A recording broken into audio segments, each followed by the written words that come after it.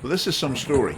It involves some far-left folks. It involves Police Scotland, Gillian Mackay MSP, the national newspaper, and of course the Scottish Family Party.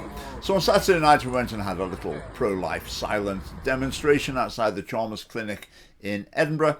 Why did we do that? Well, we did a pro-life event which was within the buffer zone of an abortion clinic in Aberdeen a few weeks ago.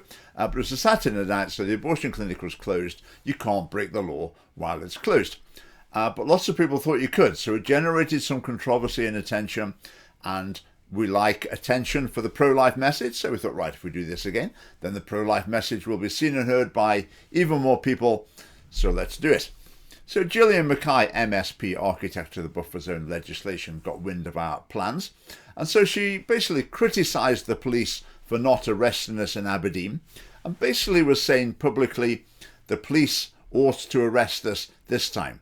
That's totally out of order, and that's the abuse of an MSP's position, to be encouraging the police to arrest us for something that's not illegal. But anyway, I'd informed the police of what we were going to do. I wasn't asking for permission. We don't need to ask for permission. But I did email them, their appropriate department, saying, this is something we're going to do just to let you know for policing purposes. And I had a call with their liaison officer, and it went like this. So whether the clinic itself is open or not is irrelevant to the legislation.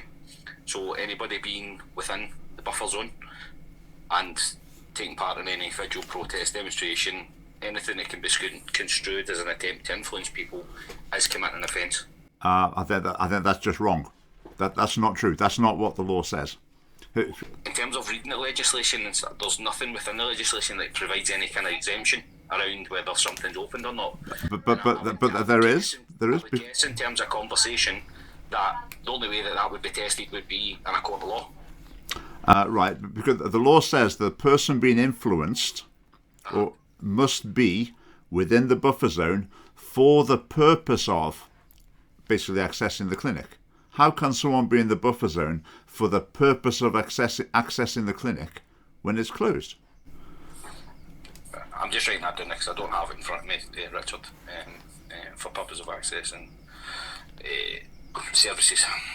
Yeah, I couldn't answer that. I'm through in Glasgow, but I presume the clinic's probably a 9 to 5 kind of. Yeah, Monday to Friday, 9 till 5. I believe what's happening here, to be honest, is that the police, not you, a bit higher up the chain, they're thinking, right, we'd rather this didn't happen, and so we'll sort of try and suggest that it's illegal and hopefully scare them off, whereas actually quite clearly isn't illegal.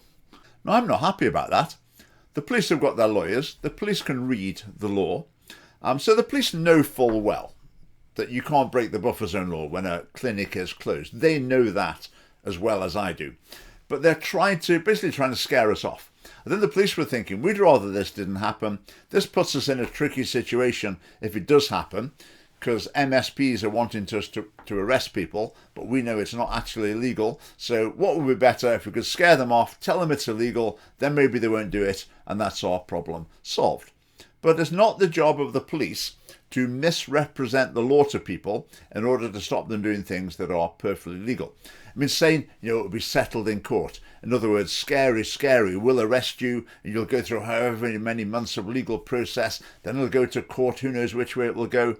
Okay, all just bluffing, pure bluff. So Police Scotland, not happy. Anyway, we turned up on the night and we gathered together. I think there were 11 of us there. And on the other side of the road, actually in the entrance to the abortion clinic, was a counter-protest. There's about a dozen of them. I mean, to be honest, how would I describe them? They looked quite a rum crew. They were sort of drinking beer and smoking. Some of them were a bit too old to be students. They didn't look your average pro-abortion group. That's sort of angry women you find in those groups. I thought, are they like a secularist or a humanist group of some sort? But then I realised who they were. It was basically Antifa communist types unmasked. Like the pro-life chain, which is in Edinburgh on the 26th of April, by the way. When we have the Spucks pro-life chain in Edinburgh, communists often come and protest on the other side of the road. So I think it was those sort of types. So far left activists, quite aggressive activists. They didn't have any placards, and so we worked out what they were doing. Basically, they thought the buffer zone applied, so they thought it would be illegal if they had placards, And so they didn't have them, but their plan was just to report us to the police. So when we got there, I saw them there. I thought, I'll just phone the police. Because in my communications with the police, I said, I don't really think there'll be a counter-protest. But I phoned them up quickly on 101 and said, just to let you know, there's a group here on the other side of the road. They're not being particularly threatening, but, you might want someone to wander past or just be aware. But I don't know how this is going to go when we start.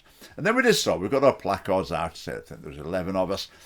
And then you see the people on the other side of the road, just one after another, getting their phones out, obviously phoning the police. We could hear some of them talking, reporting us to the police, saying these people are having a pro-life event within the buffer zone. So what did the police do? The police did nothing. They didn't show up. They didn't appear at all. Why didn't they appear?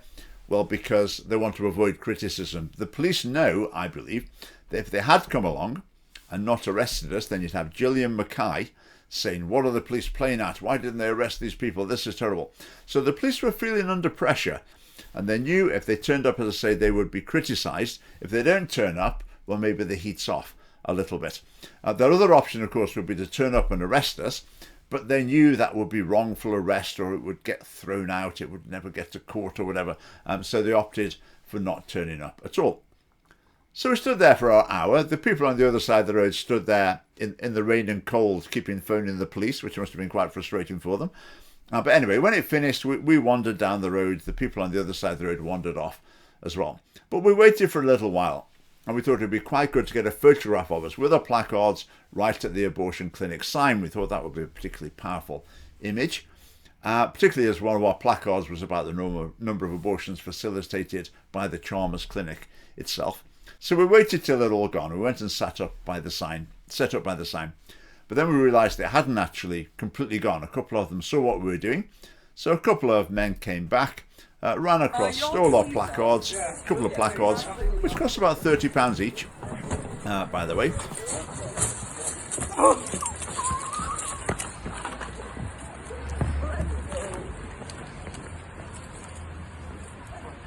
And then they disappeared, but then the same two men came back. They were standing on the other side of the road. And but we weren't going to go and try and wrestle placards off them or whatever. But I thought, I'll go and take a photograph of them. We're not going to report this to the police, I don't think, but I hadn't decided that at the time.